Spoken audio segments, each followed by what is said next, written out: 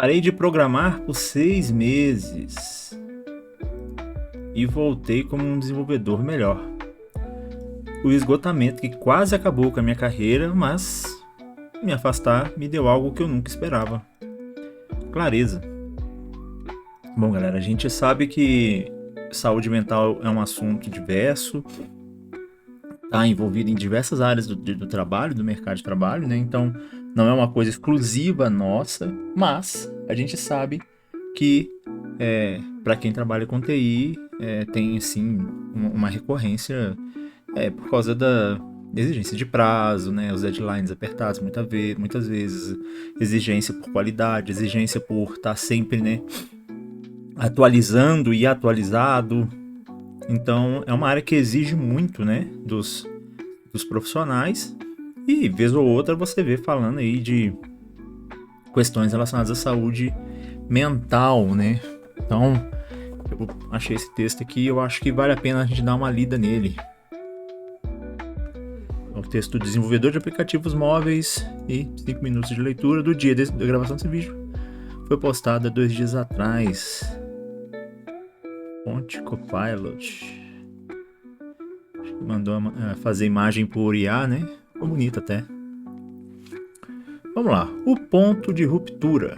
Não parei de programar porque odiava. Parei porque amava demais. E isso estava me matando aos poucos. Durante anos, minha vida girou em torno de prazos, lançamento de recursos e maratonas de depuração até altas horas da noite. É bem assim, parecido com a realidade de tantos outros, né? Quem nunca virou uma noite trabalhando tem história pra contar. Não que isso seja ideal ou balizador de alguma coisa, tá? Mas o fato é que é bem comum, assim. Eu era o desenvolvedor recorrido da minha equipe, aquele em quem todos confiavam para entregar resultados quando as coisas ficavam difíceis. Eu usava esse distintivo com orgulho. Mas o orgulho não curava a privação do sono. O orgulho não impede que suas mãos tremam depois de muita cafeína. E o orgulho não silencia a vozinha que sussurra. É realmente isso que você quer para viver? É realmente assim que você quer viver? Cara, eu vou te falar que essa vozinha, ela já esteve no meu ouvido e ultimamente ela tem falado um pouco mais alto. Ela não é tanto um sussurro. No final do vídeo eu vou falar um pouco sobre isso. O ponto de ruptura numa noite comum de terça-feira. Eu estava olhando para a tela, tentando consertar um vazamento de memória no Swift. Meu código parecia estático.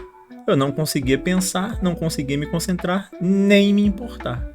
Pela primeira vez em 8 anos como desenvolvedor, eu fechei meu laptop no meio do bug e disse em voz alta: terminei. Eu não quis dizer pronto por hoje. Eu quis dizer pronto, ponto final. E assim de repente parei de programar. Caramba, foi bem, né, de uma vez. Os primeiros dias sem código. Fotos de Sigyn the Strake no Unsplash. Uns boizinhos e tal. No começo eu não sabia o que fazer comigo mesmo. Programar sempre foi minha identidade. Se eu não fosse um desenvolvedor, quem eu seria? E eu falei disso recentemente com um amigo. Um amigo, a gente conversando sobre estudar, fazendo algumas comparações com outras pessoas próximas, até se não no sentido maldoso, mas né, de falar, pô, por que talvez o fulano continuou ou não continuou na área. E eu falei isso, cara, é porque uma das coisas que eu acho sobre mim é que eu não me enxergo como outra coisa. Tipo, eu não trabalho como programador, eu sou programador, eu sou um desenvolvedor. É algo que faz parte de mim. E como eu vivencio isso no meu dia a dia, eu não consigo me ver fazendo outra coisa. Então é engraçado. É a minha identidade mesmo. É massa pensar assim, tipo, é o que eu sou, não tem como separar isso. É engraçado. Tipo, eu hoje, sinceramente, eu não consigo pensar uma outra coisa que eu poderia fazer. Até assim, lógico, né, num momento ou outro a gente pode ter algumas ideias, tem coisas que eu gostaria de fazer, mas eu não penso em fazer elas sem ser desenvolvedor. A primeira semana foi como uma abstinência. Eu acordava e instintivamente pegava meu laptop e lembrava: não vou mais fazer isso. Eu me sentia culpado, preguiçoso, com medo. Meu feed de LinkedIn estava cheio de trabalho, cheio de gente trabalhando no LeetCode, construindo projetos paralelos, anunciando promoções. Enquanto isso, eu estava regando plantas. E cara, você fez ótimo isso aqui. Eu fiquei um período, agora no início desse ano de 2025, eu fiquei um período ali, uns 2 meses e meio sem nenhum projeto. E eu entrei numa neura de que eu tinha que produzir alguma coisa. Tipo, eu fiquei 2 meses e meio e eu não fiz nada de proveitoso, de fato. Eu só fiquei sentado aqui na mesa, estudando e procurando. Por algum motivo eu achei que eu tinha que melhorar algo que eu não tinha. Tipo, ok. Eu acho que faz parte. Eu também ativamente, por estar sem projeto, procurei por novos projetos. Mas agora, principalmente agora, eu comecei a sentir, falei, cara, puta merda, eu tive 2 meses e meio ali que eu podia ter dedicado a outra coisa. Eu podia ter viajado. Eu não viajei, não fiz nada. Podia ter aproveitado mais minha família, podia ter saído numa segunda-feira e ido visitar alguma cidade próxima, podia ter feito alguma coisa diferente, sabe? Isso me pegou um pouco. Falei, cara, eu fiquei sem trabalho. Eu trabalho há, sei lá, 15 anos, quase 20 anos já, direto, sem férias. Eu não tiro nem férias. E na hora que eu tive uma oportunidade de ficar, que eu tava sem projeto, e sem freela, sem nada pra fazer, eu, ao invés de aproveitar, eu entrei na neura, porque eu tinha que produzir alguma coisa pra achar um emprego rápido. Olha que loucura. Mas lentamente algo mudou. A culpa se transformou em curiosidade. A curiosidade se transformou em paz.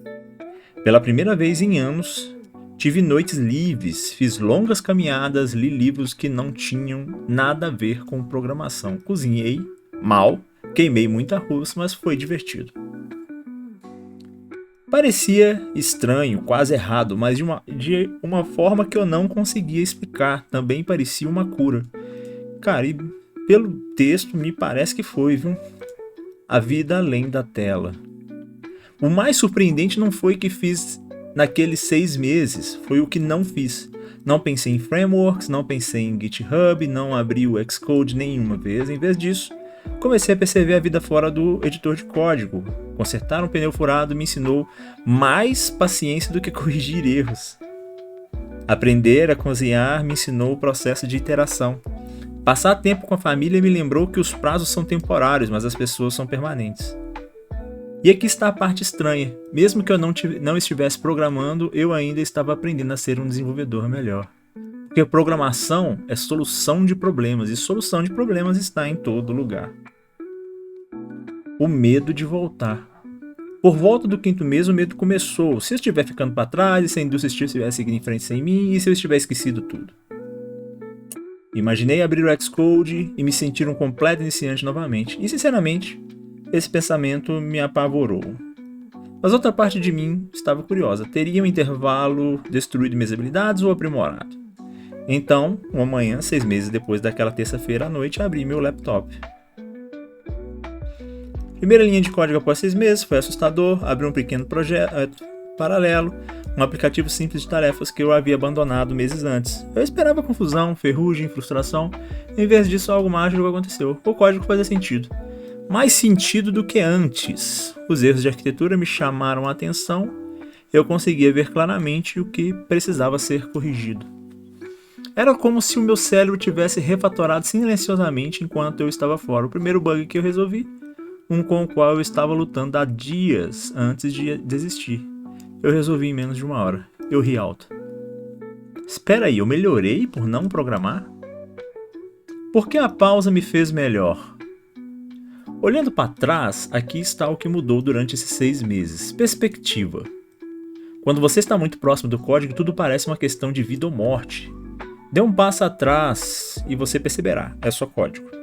Essa distância me deu uma paciência que eu nunca tive antes. músculos de resolução de problemas, consertar bicicletas, cozinhar e até mesmo administrar o caos pessoal. Tudo isso aprimorou as mesmas habilidades que uso em depuração, só que disfarçado. Refinação da criatividade. O esgotamento mata a criatividade, o descanso traz de volta. Voltei com novas ideias para uma arquitetura mais limpa, melhores fluxos de interface e abstrações mais inteligentes. Equilíbrio entre vida profissional e pessoal. Antes, eu equiparava horas de trabalho a valor entregue. Agora, sei que meu melhor código surge quando estou descansado, não quando estou exausto. Mudança de identidade. Parei de me ver apenas como um desenvolvedor. Sou uma pessoa que programa, e essa pequena mudança fez toda a diferença. Cara, que legal, que texto, que legal mesmo pra ele, sim. Espero que outros tenham essa visão também, né, cara? É muito importante. Retornando ao trabalho. Quando finalmente voltei para um time, fiquei nervoso. Será que eles achariam que eu tinha perdido a cabeça? Será que eu seria muito lento, muito ultrapassado? O oposto aconteceu. Meus colegas notaram que eu estava mais calmo, eu explicava os conceitos com mais clareza, não entrava em pânico com prazos. Um deles até disse: você codifica como se estivesse meditando. Eu acho que aí você... não sei. Eu sorri de certa forma. Sim. Lições para todo desenvolvedor. Se você está sentindo os efeitos do esgotamento, aqui está o que eu gostaria que alguém tivesse me dito. Não tem problema dar um passo atrás. Você não vai esquecer tudo. Você pode até voltar mais forte. Seu valor não é medido por commits. Você é mais do que o histórico no Git. Descanso é um investimento. O esgotamento destrói carreiras. Pausas podem salvá-las. Programação é uma ferramenta, não uma identidade. Pode ser. Não se perca em chaves. Pensamento final. 6 meses sem programar me ensinaram mais sobre programação do que 6 anos de trabalho árduo. Às vezes, o caminho mais rápido a seguir é parar de se mover por um tempo. Então, se você está olhando para a tela exausto, duvidando de si mesmo, lembre-se, não tem problema fechar o laptop. Não tem problema fazer uma pausa. E quando você voltar, pode se surpreender.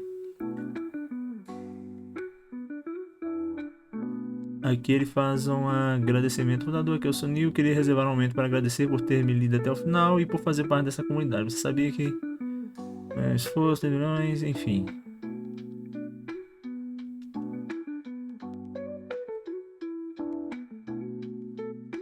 Estou atualmente no hiato de 3 meses, tenho lido sobre assuntos diferentes ou periféricos, como teoria das categorias, por exemplo. Ixi.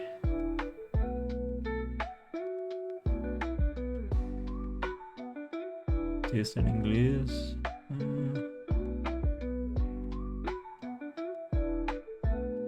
O mesmo aconteceu comigo. Não é exatamente a mesma escolha, mas eu parei de usar o Xcode por 3 meses atrás. Hope you will get back to work. Espero que possa voltar ao trabalho em breve. Pumped before.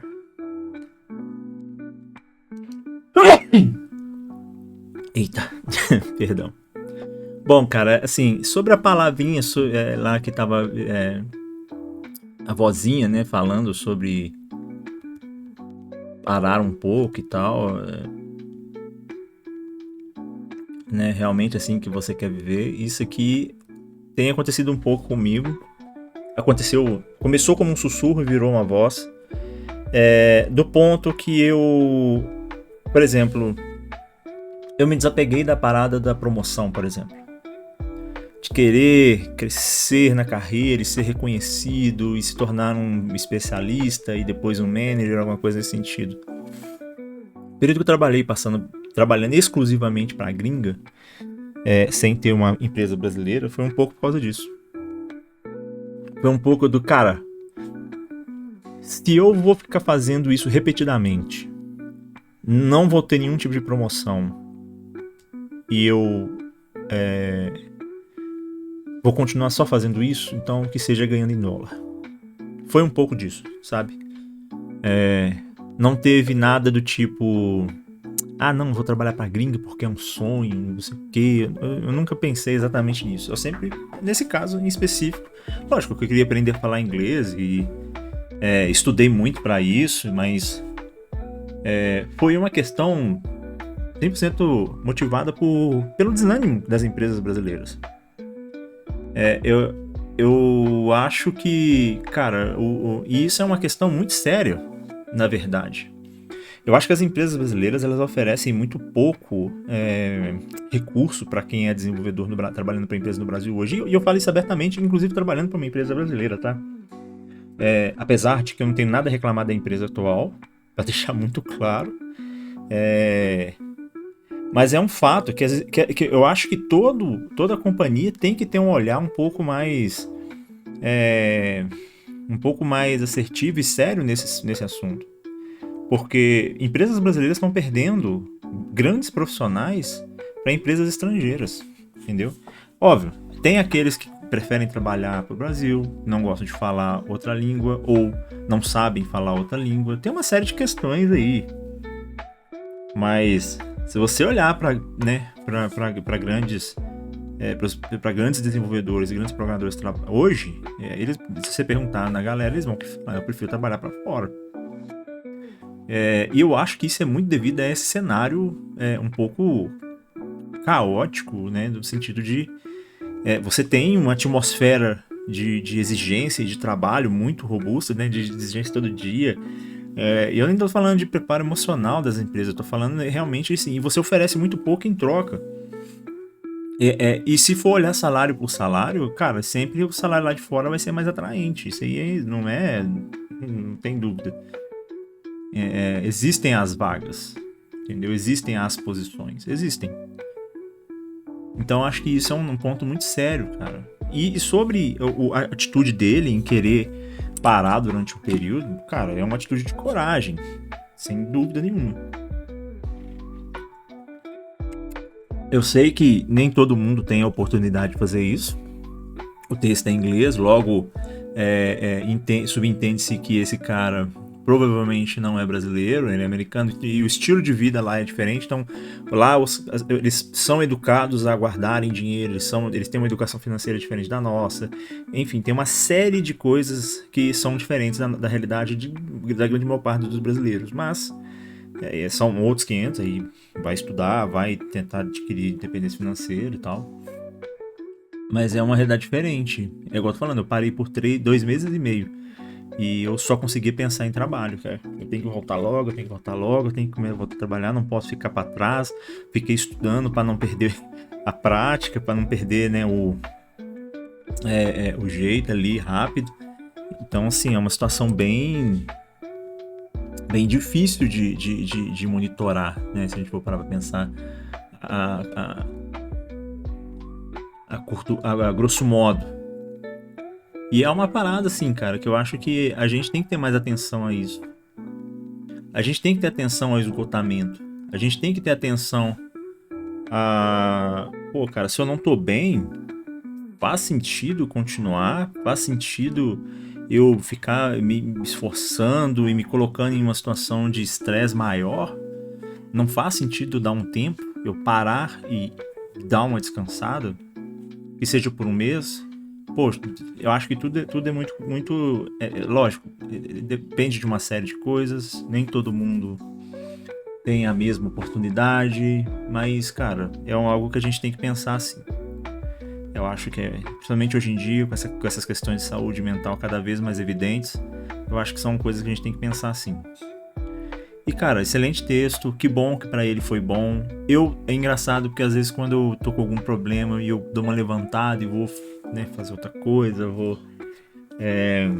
dar um tempo mesmo, quando eu volto, às vezes eu volto um pouco mais descansado e realmente é perceptível que eu consigo melhorar ali na minha linha de raciocínio. Uma das coisas que pra mim foi extremamente importante para melhorar como desenvolvedor foi trabalhar remoto. Isso mudou a minha carreira de um jeito, assim, absurdo. A forma como, quando eu passei a trabalhar remoto, o que eu passei a produzir, tanto no sentido de trabalhar para empresa, trabalhar fazendo freelancer, conhecimento que eu adquiri nesse meio tempo, o que eu consegui desenvolver como pessoa nesse período foi um absurdo. E eu ainda não consigo entender por que ainda existem empresas que não defendem o trabalho remoto. Para quem, acho que para programador principalmente, para quem trabalha com TI, Eu não vejo motivo nenhum para você ter que sair e ir para a empresa, sabe? Então, pelo menos é o meu ponto de vista.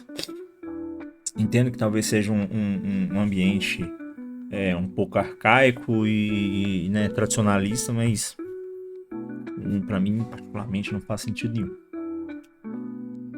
É isso, pessoal. Eu gostei demais desse texto. Eu acho que tem muito a ver com os tempos de hoje, os tempos modernos. E você, o que você achou do texto?